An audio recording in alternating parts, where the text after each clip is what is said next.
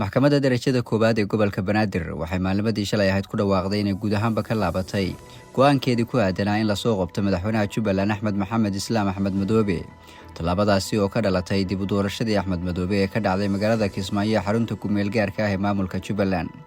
Go'aankan oo ay dabada ka riixayeen mas'uuliyiinta ugu sarsareysa dowladda federaalka ee Soomaaliya una xilligaasi garwadeen ugu ah ra'iisul wasaare Xamse Cabdi Barre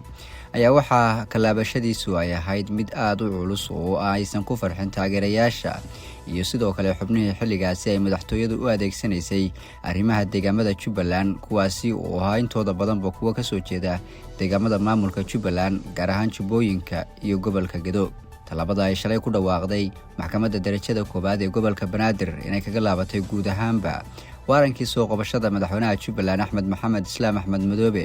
waxay timid kadib markii guddiyo hoosaadyo loo xilsaaray in ay gogol u xaaraan shir la filayo in mucaaradka dowladda federaalka ee Soomaaliya madaxda ugu sareysa gaar ahaan madaxweyne Xasan Sheekh Maxamuud iyo sidoo kale madaxda dowlad goboleedyadu ay isugu yimaadaan magaalada Muqdisho marka la gaaro bilowga bisha soo aadan ee February 2026. Kalaabashada soo qabashada Axmed Madoobe waxay timid gorgortan ka yimid golaha mustaqbalka Soomaaliyeed kuwaasi oo sheegay in ay waajib tahay in laga laabto soo qabashada Axmed Madoobe isla markaana ay dowladda federaalka ee Soomaaliya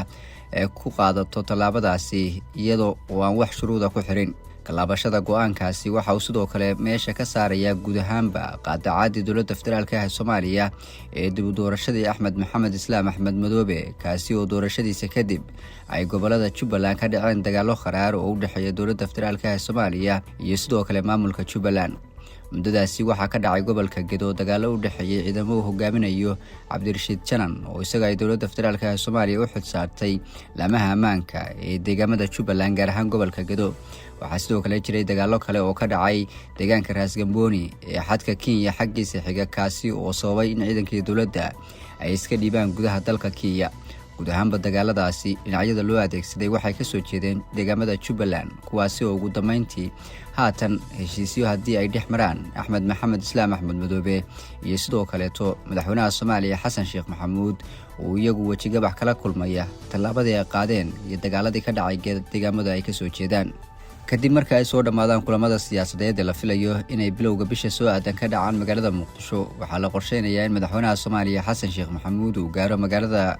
caasimadda ku meel gaarka ah Jubbaland ee Kismaayo halkaasi oo ku xafladayn doono isla markaana kulamo kala duwan oo kula qaadan doono madaxda ugu sareysa Jubbaland isagoo la hadlay doona qaybaha kala duwan ee bulshada kadib fashil ku yimid socdaal uu ku tagay bilowgii Oktoobar 2025 magaalada Kismaayo xilligaasi oo guud ahaanba ajandayaashii yaalay la isku fahmi waayay. Tani waxay ka dhigan tahay madaxweyne Xasan Sheekh Maxamuud oo muddo xileedkiisa rasmiga ay ka dhiman yihiin wax ka yar 4 bilood inuu haatan doonayo sidoo isaga yareyn lahaa cadaadisyada gudaha isagoo doonaya inuu heshiis la gaaro qaar ka mid ah madaxda dowlad goboleedyada ee ka soo horjeeda gaar ahaan Puntland iyo Jubbaland golaha mustaqbalka Soomaaliyeed iyo sidoo kale qaar ka mid ah siyaasiyiinta kale ee sida aadka uga soo horjeeda. Shirka la filayo inuu ka dhaco magaalada Muqdisho ee caasimadda Soomaaliya oo intiisa badanba looga hadlayo arrimaha doorashooyinka midnimada iyo ammaanka dalka ayaa waxaa golaha mustaqbalka Soomaaliyeed oo ay ku midaysan yihiin